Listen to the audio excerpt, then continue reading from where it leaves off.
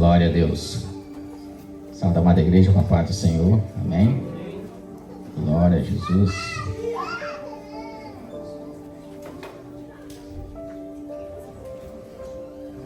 Glória a Deus. Aleluia. Alegre, irmãos, nesta manhã maravilhosa. Amém. Sem mais delongas, eu gostaria de convidar os irmãos para estar abrindo as vossas Bíblias no Evangelho segundo escreveu Lucas, capítulo 15. É uma passagem muito conhecida, com certeza não tem ninguém aqui que nunca ouviu pelo menos umas 10 mensagens nesta passagem do filho pródigo. E nesta manhã você vai ouvir de novo. E Deus vai falar de novo. Amém? Glória a Deus. Eu gostaria de convidar os irmãos, mais uma vez, por gentileza, se porem de pé nesse momento. Vamos estar lendo a partir do versículo 11. E chama a parábola do filho pródigo. E diz assim: continuou.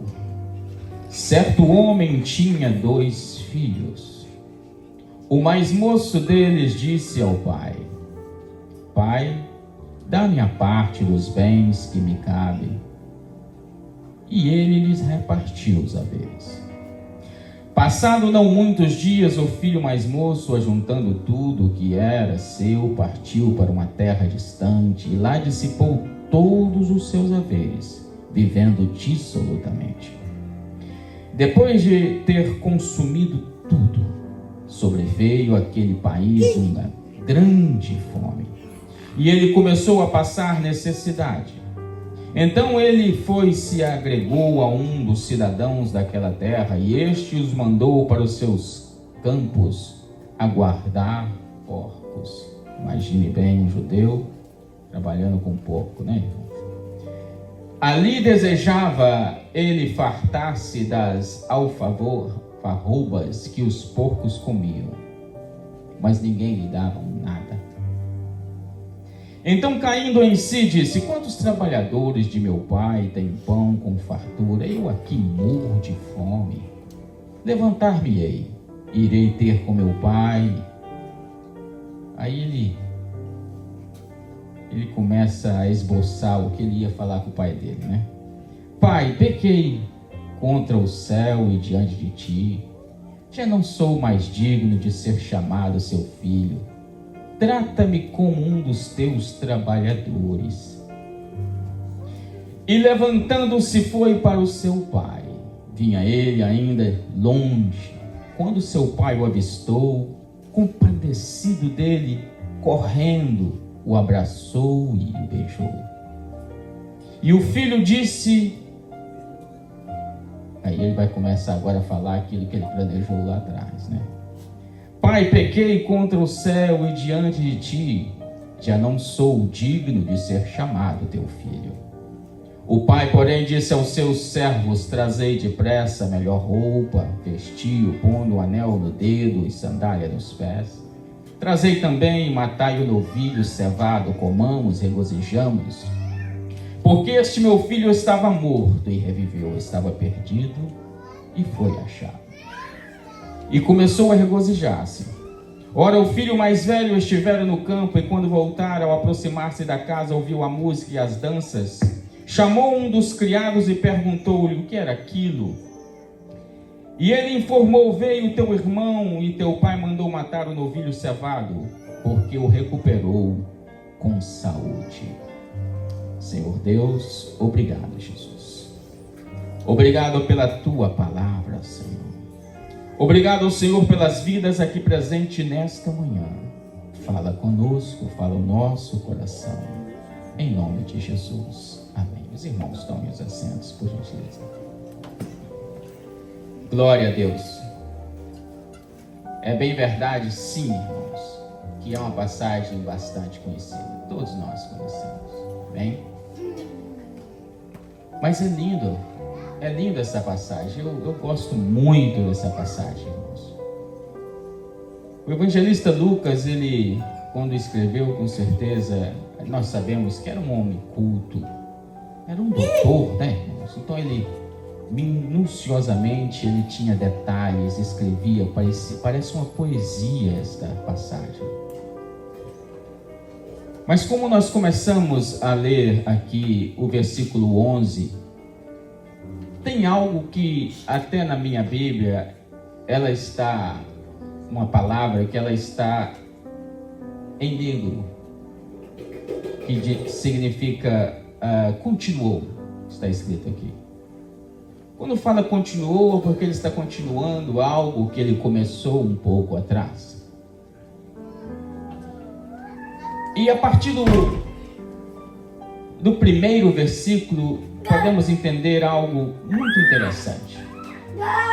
Porque o primeiro versículo diz assim: aproximaram-se de Jesus todos os publicanos e pecadores para o ouvir.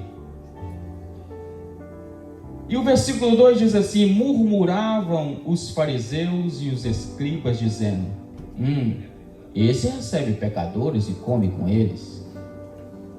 Então aqui, irmãos, nós podemos perceber que Jesus está contando esta parábola, mas tem um povo que está escutando. E quem são? São os fariseus e os escribas. Quem são estes fariseus?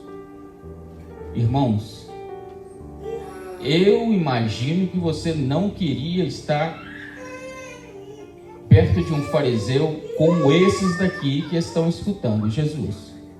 Eles eram homens extremamente religiosos, irmãos, fanáticos da Torá, conheciam bem todo o Antigo Testamento. Fariseus eram aqueles que, quando Jesus estava fazendo alguma coisa, eles estavam lá apontando o dedo como se Jesus estivesse errado. Se vocês voltarem um pouquinho atrás, em Lucas, logo no capítulo 14, logo nos primeiros versículos, você vai ver que Jesus ele entra na casa de um dos principais dos fariseus para comer pão. E a própria palavra diz que eles estavam observando Jesus, não porque eles gostavam de Jesus, mas para ver e encontrar em Jesus alguma coisa errada, para apontar que, olha, mas Jesus, irmãos, é Jesus. Olha, o Filho de Deus. Aí nesse momento Jesus olha um hidrópido, um aleijado, e vai lá e cura eles, esse homem. Aí Jesus faz uma pergunta para os fariseus e diz assim: olha, o que vocês acham? É lícito curar no sábado ou não? Porque eles guardavam o sábado, e Jesus sabia disso, e eles ficou quietinho. Depois os irmãos leiam lá para vocês verem. Eles ficaram quietos, não falavam nada, e só observavam, porque Jesus estava fazendo algo que para eles Jesus não devia fazer. Mas Jesus, quando cura aquele homem, o despede, Jesus olha para os fariseus e disse: olha, já imaginando o que eles estavam pensando: quem de vós que um filho, ou um boi, ou um bezerro cair no buraco no sábado, vocês não vai lá e tira, mesmo que seja um sábado? Então eles olharam para Jesus e também não falaram nada. Por quê? Porque Jesus sabia que eles faziam isso, irmãos. Imagine, porque é sábado você vai deixar o teu filho morrer. E eles ficaram em silêncio. Esses eram os fariseus que estavam escutando Jesus. Só para os irmãos terem uma ideia, irmãos, porque Jesus, quando fala essa parábola, está ali uns fariseus observando e vendo aonde esta história ia dar. Porque Jesus, quando começa a falar do filho pródigo, Jesus começa então a contradizer muito dos pensamentos que os fariseus tinham. E Jesus conhecia os pensamentos deles. Mas quem também estavam ali? Os escribas. Esses se julgavam acima de todos. Eles sabiam ler e escrever, irmãos, porque naquela época nem todos sabiam ler e escrever, mas os escribas, eles eram aqueles que decifravam a lei, conheciam, eram sábios, conheciam todas as leis e se julgavam acima de muitos e estavam ali escutando Jesus. Então veja, irmãos, que quando Jesus começa esta parábola, Jesus sabe quem o estavam escutando. Neste momento, nesta manhã, Jesus está aqui e sabe o coração de cada um de vós. Como está o teu coração escutando a palavra de Deus? Jesus então, ele começa esta parábola dizendo: certo homem tinha 2 filhos. E logo em seguida Jesus dá uma pancada em tudo aquilo que eles achavam que era errado. E ele diz: o mais moço deles disse ao pai: Pai, dá-me a parte dos bens que me cabe. É interessante, irmãos, que esse não era o primogênito. Sabemos disso. O primogênito é aquele que é nascido primeiro, então ele é o mais velho. Mas esse é o mais moço. E que direito tem esse menino de pedir que o pai reparta os bens? Nenhum. Esse é o detalhe, irmãos. E os fariseus estão escutando isso e imaginando: está tudo errado. E ainda mais ainda que diz que o pai o repartiu. O versículo 13 diz que quando o pai reparte os bens, passado não muitos dias, o filho mais moço ajunta tudo o que era seu e partiu para uma terra distante. Irmãos, quando fala de terra distante, Lucas ele revela muito bem, porque quando fala terra distante, é fora dos termos de Israel, lugar distante mesmo. Ele queria não somente o dinheiro, mas ele queria a liberdade de estar longe do Pai. A verdade é, irmãos, que quando nós saímos da presença de Deus, nós queremos ter uma liberdade para fazer aquilo que nós achamos que é correto e certo aos nossos olhos. E para isso nós devemos estar muito longe da visão do pastor. Porque se você sai, você não quer o pastor observando você. Não. Quem quer o pastor, a igreja, observando aquilo que você faz? Você vai sair para um lugar aonde ninguém te vê. Ali você tem a liberdade de fazer aquilo que você bem pensa que é correto aos teus olhos. É por isso que diz: passado não muitos dias, o filho mais moço, juntando tudo o que era seu, partiu para uma terra distante, e lá dissipou todos os teus bens, vivendo dissolutamente. O filho mais velho, quando chega mais adiante, ele disse que ele gastou o dinheiro com as prostitutas. Então ele viveu de uma maneira imprópria. Versículo 14 diz: depois de ter consumido tudo, sobreveio àquele país uma grande fome, e ele começou a passar necessidade. Irmãos, deixa eu te dizer uma coisa. Os momentos difíceis da vida, ele não te manda recado, ele simplesmente vem. Porque se os momentos difíceis que você irá enfrentar, ou que você já enfrentou no passado, ele mandasse recado dizendo: olha, semana que vem vai cair algo difícil na tua vida, você se prepararia. Mas não é assim. A vida tem momentos, irmãos, difíceis que simplesmente vêm. Esteja você preparado, sim ou não. Agora, deixa eu te dar uma palavrinha: esteja preparado a todo momento.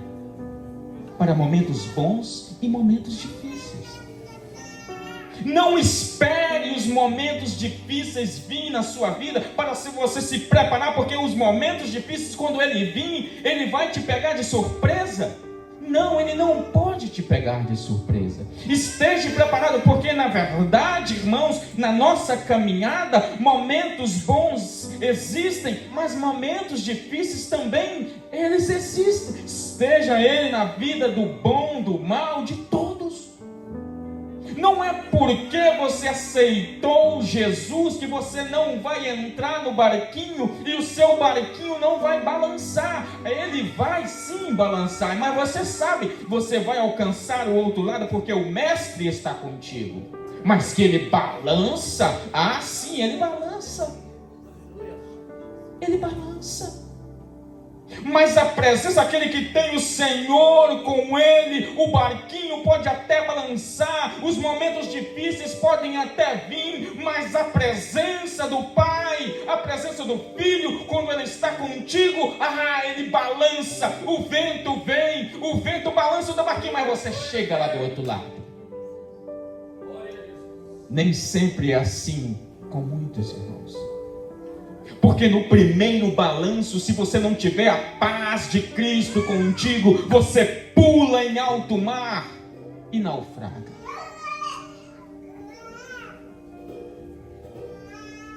É Deus quem levanta as mãos do teu barco e diz: acalma-te, vento. Acalma-te, tempestade. Não tem nenhum outro. Não existe, irmãos, nenhum outro que pode acalmar a tempestade do teu barquinho. Trump? Não. Bolsonaro? Acabou de ser preso. Lula? Jamais. Então não há confiança em homens dessa terra, irmãos, se não for o Senhor acalmar a tempestade do teu coração, da tua alma, do teu espírito. Não existe homem nessa terra que pode acalmar e te dar paz. Mas uma coisa eu te digo: as tempestades vêm. Esteja firme no Senhor dos exércitos. Esteja firme na palavra poderosa do Criador que fez os céus e a terra. Não confie no teu poder, no teu dinheiro, na tua sabedoria. Não. É bom ser sábio, é demais. Mas a nossa confiança tem que estar no Senhor dos exércitos. Amém, irmãos? Aleluia. Versículo 15. Olha só o que o mundo tem preparado, irmãos.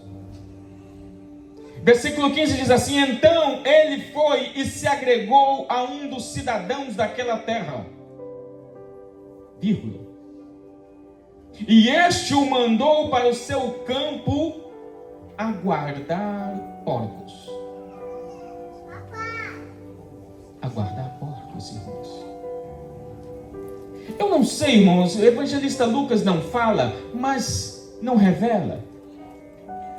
Mas nós sabemos que judeus não se dão muito com porcos. Eles não comem porcos. Ele nem passa perto. Agora, por quê? Porque se vocês virem lá em Levíticos capítulo 11, irmãos, creio que é isso, onde estão as leis que Deus deu a Moisés, falou: esses bichos você não come. Porco é um desses bichos que os judeus era proibido por Deus a comer. Interessante, né? Porque era considerado imundos aos olhos de um judeu. Evangelista não diz, não fala, não revela, mas será que este homem não sabia que aquele jovem era um judeu e para humilhar e colocar de uma maneira terrível, não o colocou para criar porcos? Porque o mundo, irmãos, os vão nos tratar desta forma. Quando você desvia do caminho do Pai e vai para um lugar distante da presença dEle, o mundo não tem coisas boas para te oferecer.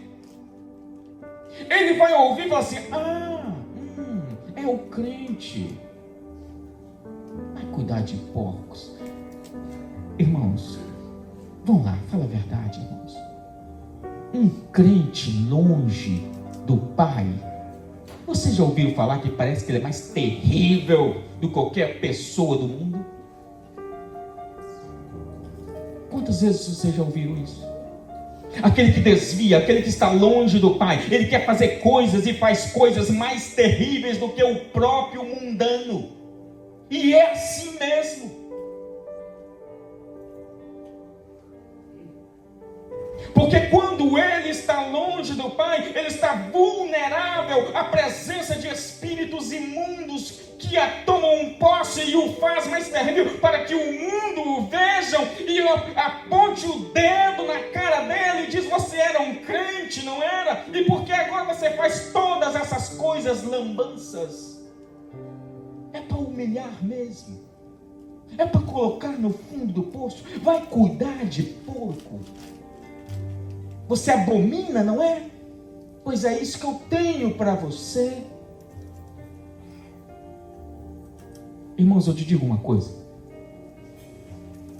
Você não presta mais para pecar. Você não serve mais para isso. Você não serve mais para isso, irmãos. Você já entregou a tua vida a Jesus. O teu nome já está escrito no livro da vida. Você é salvo, você é santo. Você vai entrar no céu, vai estar ao lado do Pai, naquela mesa maravilhosa, linda. Você não presta mais para buscar essas coisas do mundo. Você não presta mais para isso.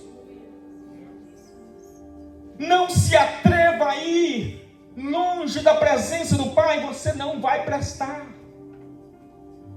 Eles vão querer te humilhar de maneira terrível. Parece que eu estou... não, irmãos, é verdade.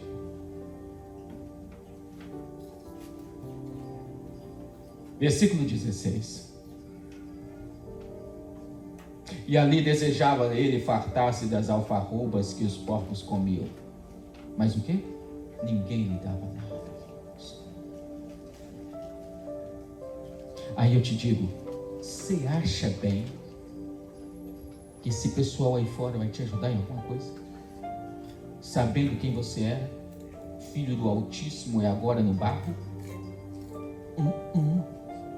Agora, é interessante, irmãos, que a palavra de Deus, ele se desejava a comer da comida dos porcos, mas ninguém lhe dava nada. Eu não entendo isso direito, mas vou tentar compreender um pouquinho aqui, irmãos. Se ele estava cuidando de porcos e ele não podia comer da comida dos porcos, é porque a comida dele era pior do que a dos porcos. Sim ou não, irmãos? Imagino eu. Porque se ele desejava comer as alfarrobas que os porcos comiam, é porque a comida dele era pior do que a dos porcos. Então a comida do porco é melhor que a minha. Me dá um pouco da comida do porco, e ninguém dava nada. E eu te digo uma coisa, irmãos, e não dá mesmo. Não porque ali, a pessoa ali, porque a pessoa que está ali era filho do Deus Altíssimo. Então esse é o tratamento que o mundo tem para ti. Aí você diz assim: você está fazendo medo em mim? Não, eu estou pregando a palavra de Deus, porque você é santo, você tem uma marca, você tem um selo de Deus na tua vida de salvo. Mas quando você afasta da presença, o mundo vai querer pisar na tua cabeça, te humilhar de todas as formas. Porque ainda assim esta marca está em você, Deus não vai tirar ela. Não vai tirar, irmãos. Mas tem uma coisa.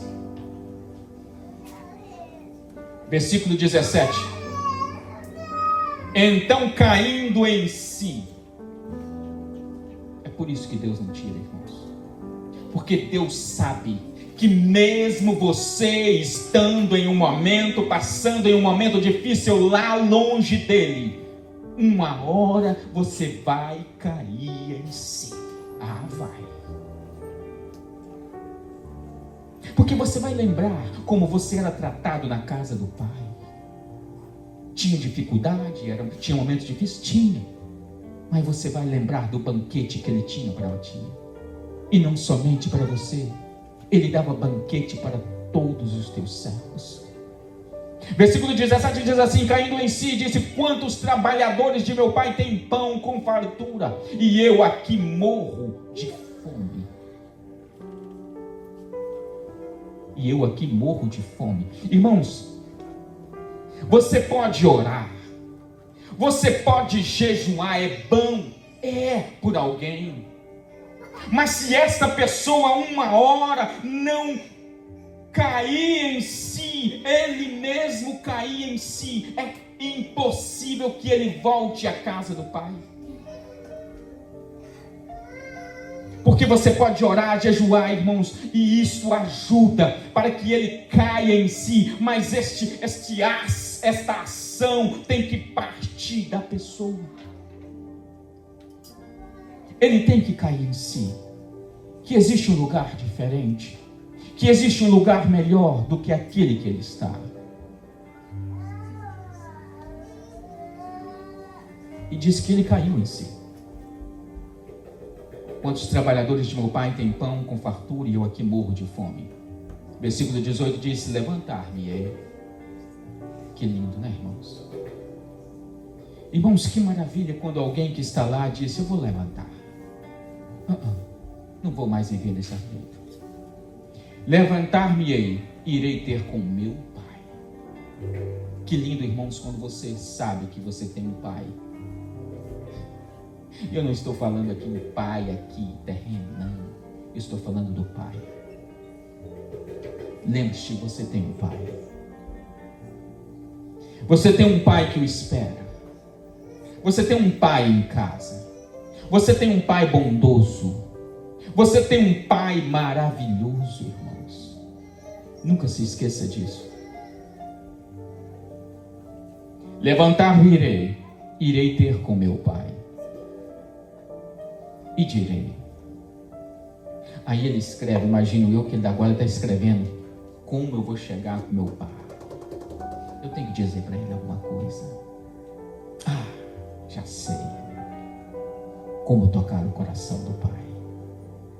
E direi: pai, pequei contra o céu e diante de ti. Que lindo, né, irmãos? O filho agora está esboçando como ele vai falar com o pai quando ele chegar lá. Pequei contra o céu e diante de ti. Já não sou mais digno de ser chamado teu filho. Trata-me como um dos teus trabalhadores. Irmãos, é interessante que ele diz: olha, eu não quero nem ser mais filho, não. Só dele me tratar, se ele me receber como um trabalhador dele lá, já está bom do que essa situação que eu estou aqui. Isso é a mensagem que ele tem no coração dele. Eu não preciso nem ser mais filho. Ele não precisa nem de me olhar mais como filho. Se ele me tratar como um trabalhador lá do campo, para mim já vai estar bom demais. Essa é a mentalidade dele. Versículo 20 diz assim: levantando-se foi para o seu pai. Vinha ele ainda longe, quando o pai o avistou. Aí diz assim, irmãos: compadecido dele, correu, o abraçou e o beijou. Irmãos, imagine estes fariseus escutando isso. O pai o avistou primeiro. Não é o filho que avistou o pai o avistou primeiro, e o pai correu para alcançá-lo. Ora, o pai, imagino eu que já era um homem idoso,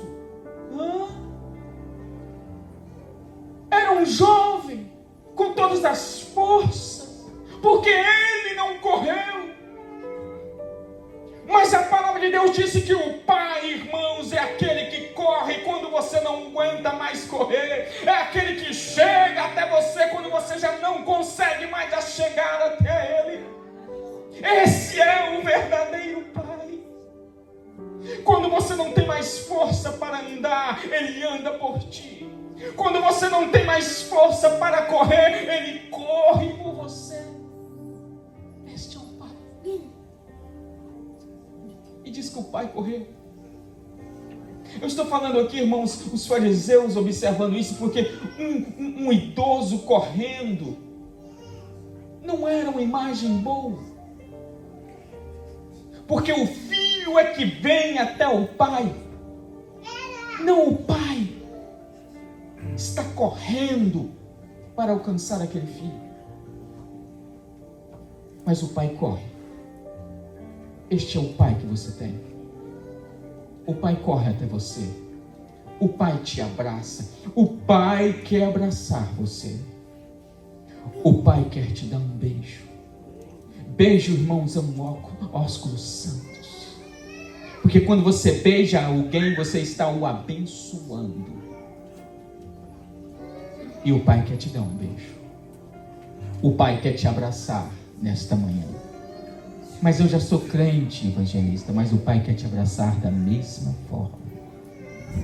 O Pai, quanto momento talvez você nunca sentiu o abraço do Pai?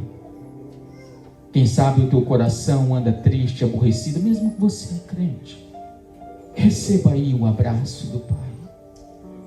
Receba aí o beijo do Pai.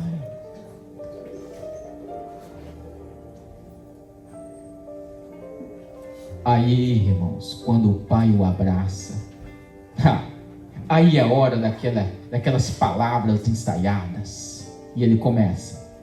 Está aí no versículo 21, presta atenção. O Pai o abraçou, aí ele disse: é agora. Agora que eu vou falar para o meu Pai aquilo que eu pensei lá atrás.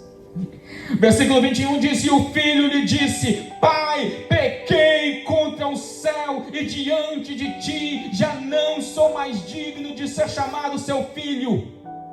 O pai, porém, disse, quando diz a palavra de Deus, diz, o pai, porém, disse, o pai o corta, irmãos, é tudo aquilo que ele estava pensando em falar.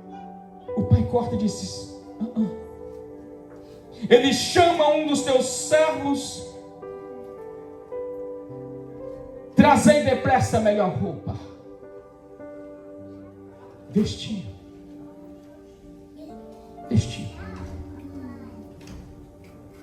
O pai já começa agora a trabalhar, meu filho. Tu quer ser um empregado, não é? Tu quer ser um trabalhador aqui na fazenda, né? Coloca a roupa de filho nele. Trazei depressa a melhor roupa. Colocaram a roupa no menino. Depois o pai disse, olha, pega o anel. Coloca o anel no dedo dele. Irmãos, tudo isso há um significado muito grande. Eu não sei se vocês já assistiram aqueles filmes antigos. Não um anel como esse, ele era grande, mas ele tinha um símbolo da família. Com aquele símbolo você selava a carta. Com aquele símbolo você selava que o escravo ele tinha sido liberto. Quando eles viram aquele símbolo, já viu? Eles pegavam a carta, escreviam, dobravam, pingavam ali uma vela, né? Como se fosse uma vela. Depois vinham com aquele anel e fazia assim. E ficava o símbolo da carta. Já viu filme assim, irmãos? Pois esse é o anel. Era uma família bastarda, uma família boa, uma família que tinha dinheiro, uma família de nome. Essa é a família desse jovem. O pai disse, olha, dê um anel para ele. Eu não o quero como empregado, eu quero como filho. Toma o anel. O pai agora está restituindo a ele os direitos que ele jogou fora. Irmãos, você lembra do tratamento que o mundo dava lá fora? Veja aqui o tratamento que Deus tem para você. O pai nunca vai te olhar como escravo. Ele sempre vai te olhar como filho. Trazei depressa a melhor roupa, vestiu, pondo um anel no dedo e sandália nos pés. Ah, irmão, isso aqui você sabe. Escravo só andava descalço. Escravo não andava com sandálias. Quem andava com sandálias era o Senhor, os filhos. O pai está dizendo pouco a pouco, falando para ele: olha, eu não tenho como trabalhador, eu tenho como filho. Na minha casa você vai ser filho sempre. Versículo 23 diz: também matai o novilho cevado. Ah, irmãos, isso aqui você sabe. Eu não sou o único velho aqui não é possível. Lembra lá na roça, irmãos, quando a filha arrumava um namoradinho? Tinha que passar pelo pai, meu irmão. Antigamente era assim, aquela hora de pedir a mão da menina em casamento, era difícil, né, irmãos? Não era assim não, de qualquer maneira não, meu filho. Só namorava na rua e daí quando o pai sabia já estava namorando. Não. O rapaz tinha que ir lá na presença do pai e pedir a menina em namoro. Namoro, irmãos, para pedir para namorar, para pegar na mão dela. Assim era antigamente, irmãos. E para casar, o pai tinha que autorizar. E quando o pai autorizava, pastor, agora era a hora. Aqueles que tinham mais dinheiro, ele já começava a engordar um bezerrinho. Ele separava-se: esse aqui é para casamento da minha filha. Era o bezerro cevado. Esse bezerro cevado, irmãos, ele é com uma ocasião especial. O pai fala assim: eu vou engordar esse aqui é separado, deixa ali separado, as melhores coisas para aquele bezerrinho. E ele ficava gordo mesmo. Eita! Aí no dia do casamento, irmãos, eles matavam aquele bezerro cevado, escolhido, separado para aquela ocasião. Aqui disse o pai: matai o bezerro cevado. Se ele tinha esse bezerro cevado, irmãos, é porque ele sabia que o filho ia voltar para casa. Deixa eu falar para você. O pai sabe quando ele vai voltar, tá? O pai sabe quando ela vai voltar. Não entristeça o coração, continue orando, jejuando, porque o pai, ele sabe que este irmão vai voltar. Eu sei que tem muitas pessoas, irmãos, orando por irmãos, quem sabe que está desviado da presença do pai, mas eu digo para você, boas novas nesta manhã. O pai sabe que ele vai voltar. Quando? Eu não sei, mas o pai sabe. E quando ele voltar, vai ter festa na casa do Senhor. Nós vamos nos alegrar com ele. Quando ele entrar por esta porta, ou seja aqui, ou seja lá no Brasil, aonde ele estiver, qualquer igreja vai festejar, porque o bezerro cevado vai ser cortado e vai ter festa na casa do Senhor. Simplesmente confie, irmãos. Confie em Deus. Confie no Pai. Esse vai voltar. Não entristeça o teu coração, não. Ele vai voltar. Trazei também o matai o novilho cevado, comamos e regozijamos, porque este meu filho estava morto e reviveu, estava perdido e foi achado. E diz a palavra de Deus que eles começaram a regozijar-se, começaram a fazer festa mesmo, irmãos. Aí o versículo 25, tem um irmão mais velho, não é? Lembra-te dele? Ele estava no campo, trabalhando. Nem soube da festa, irmãos. Aí você me pergunta assim: puxa, o pai não tinha muitos servos? Por que não pegou um e mandou buscar este menino e falar para o irmão mais velho: ei, vai ter festa aqui, o seu irmão chegou? Avisar ele. Poderia ter feito isso, não é, irmãos? Mas o pai não fez.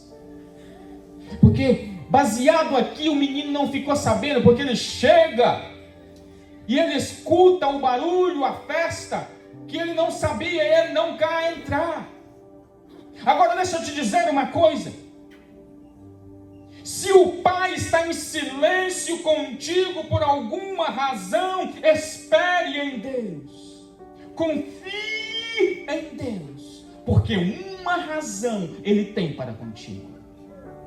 Se você está orando por alguma coisa e por acaso Ele ainda não te deu a resposta, Ele está em silêncio contigo, alguma coisa Ele tem a respeito dessa situação. E muitas vezes Ele quer curar você primeiro, para que você entenda o agir do Pai.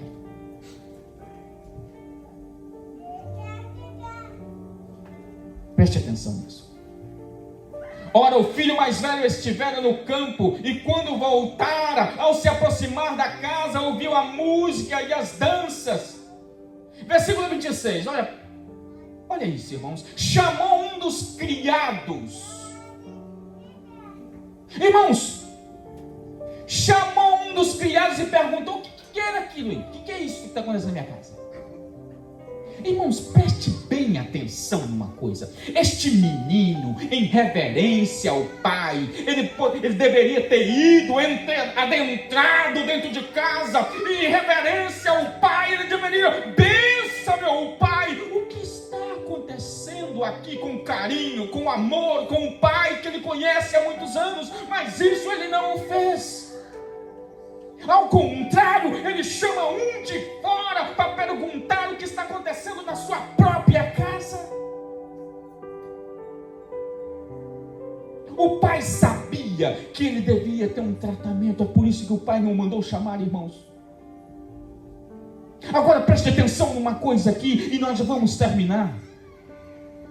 Chamou um dos seus criados e perguntou o que era aquilo, e ele perguntou: veio teu irmão. É assim que o povo lá fora diz. Veio teu irmão e teu pai mandou matar um novilho cevado, porque o recuperou com saúde. É assim que você sabe das coisas do pai?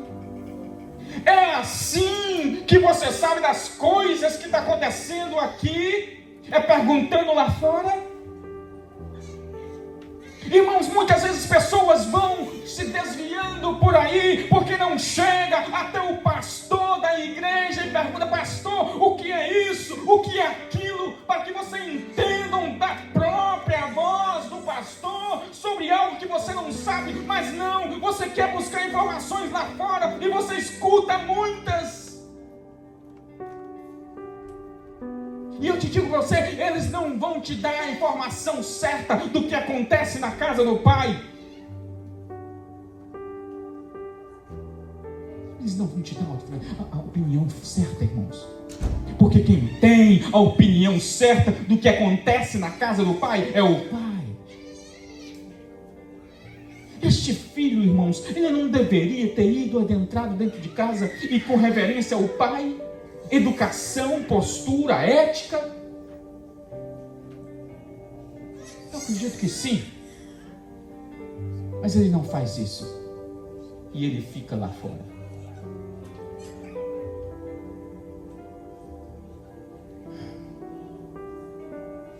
Versículo 28, presta atenção nisso, irmãos. Ele se dignou. Dignou, ele ficou nervoso, ficou bravo. E não queria entrar. Vírgula, saindo, porém, o pai procurava conciliar. Olha este pai, irmãos, presta atenção. Este pai com o mesmo coração bondoso que aceitou, que pegou, que abraçou o filho que estava vindo, agora com o mesmo coração ele sai para abraçar o filho que nunca partiu. Não é possível, irmãos.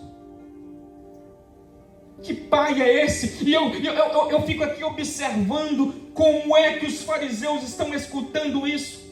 Porque tanto esse que voltou não teria direito nenhum. Esse menino, irmãos, ele, na mente de um fariseu, ele deveria ser apedrejado. E esse menino que está dentro de casa, que está ali agora bravinho e não quer entrar para dentro da casa do pai. Como é que o pai agora vai tratar? Imagina os fariseus avisando, agora eu quero ver como ele vai lidar com esse menino raivoso lá fora. Mas não, irmão, esse pai com um coração amoroso, com um coração bondoso, com o mesmo amor e carinho, ele vai lá conversar com o filho que não quer entrar dentro da sua própria casa. Tu acha mesmo que este Deus não é digno de glória, de poder, de majestade? Esse é o teu Deus, o teu Pai. Este é o teu Pai, irmãos. Ele não te trata da forma, muitas vezes, que você merece quando você erra com Ele. Ele sempre tem uma palavra de amor, de carinho contigo. Mesmo que você não mereça nada, Ele nunca joga na tua cara os teus erros e as tuas falhas. Ele não faz isso, irmãos. Mas o mundo lá fora faz. O mundo lá fora, qualquer coisa, ele derrama sobre você os teus pecados e as tuas falhas e te humilha e te coloca no buraco. E ele indignou e não queria entrar, saindo, porém, o pai procurava conciliá-lo, mas ele respondeu ao seu pai: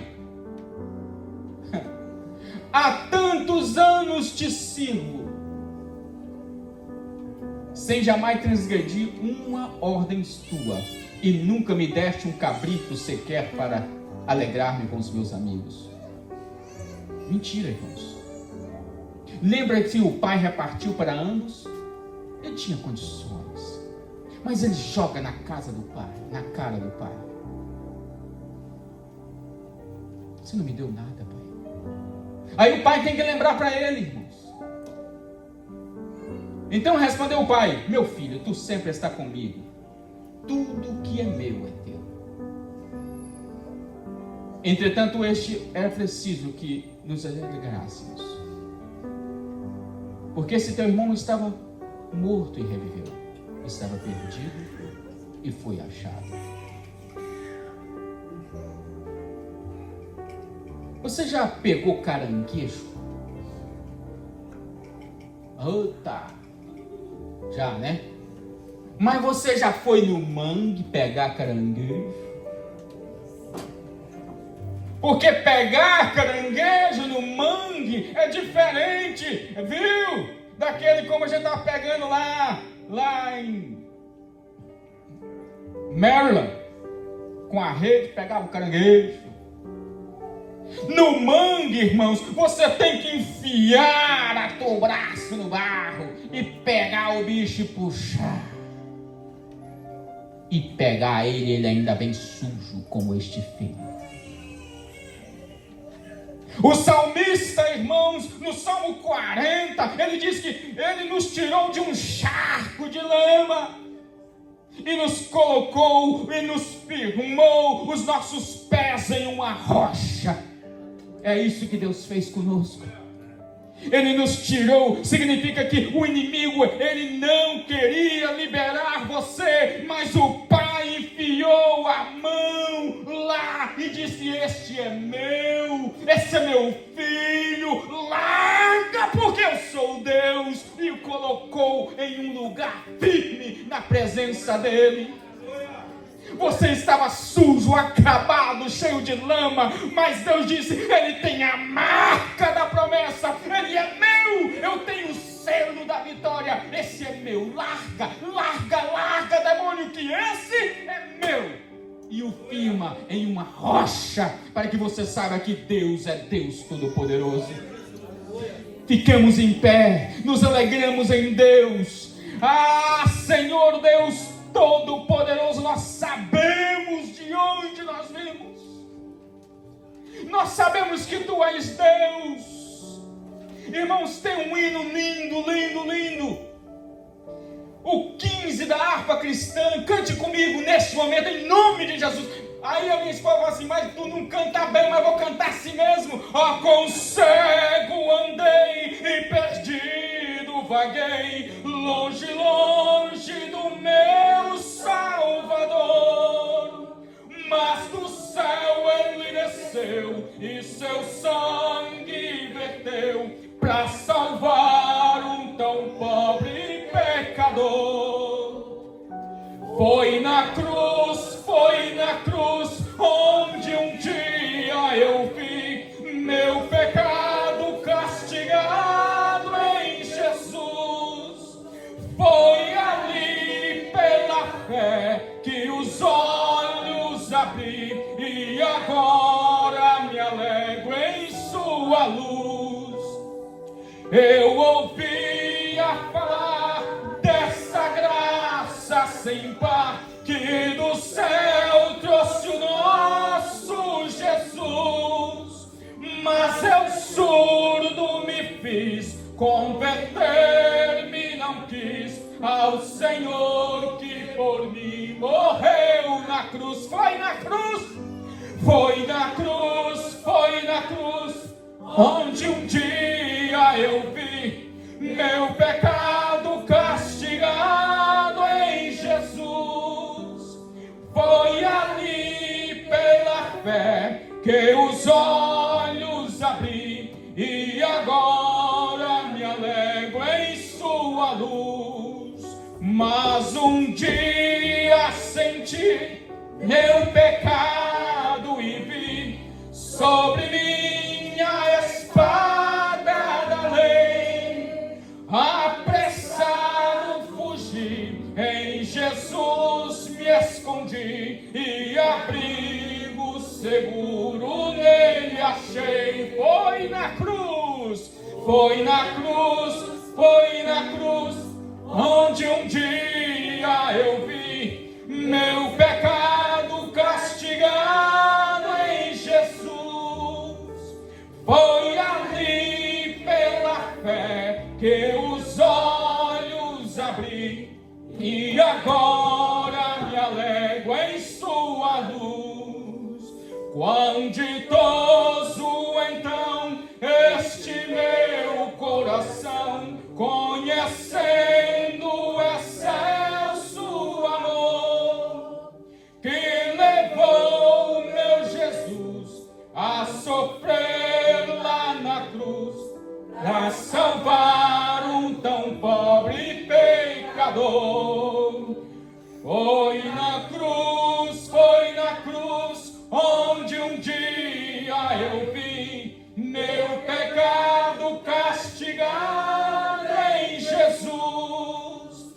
Foi ali pela fé que os olhos abri e agora me alegro em sua cruz. Senhor Deus, Pai Todo-Poderoso, obrigado, Senhor, pelo coração de cada um aqui. Senhor, que eu sei que o Senhor tem trabalhado em vidas neste momento. Senhor, lembremos das tuas promessas e confiemos nelas para todos sempre, sabendo que tu és Pai, que tu és Pai bondoso para conosco, que nos momentos difíceis nós sabemos, Senhor, que o Senhor está ali presente no meio de nós. Derrame sobre cada um de nós, Senhor, a tua paz. A paz que o Senhor tem, que o mundo não pode dar. Esta é a paz que nós almejamos para cada um neste momento, Senhor. Obrigado, Senhor, pela tua presença, pela tua palavra nesta manhã. E abençoe cada família, cada criança, cada pai, cada mãe. Em nome de Jesus Cristo, Senhor. Que o teu nome seja louvado hoje e eternamente. Obrigado em nome de Jesus. E as palmas são para o Senhor nosso Deus. Aleluia.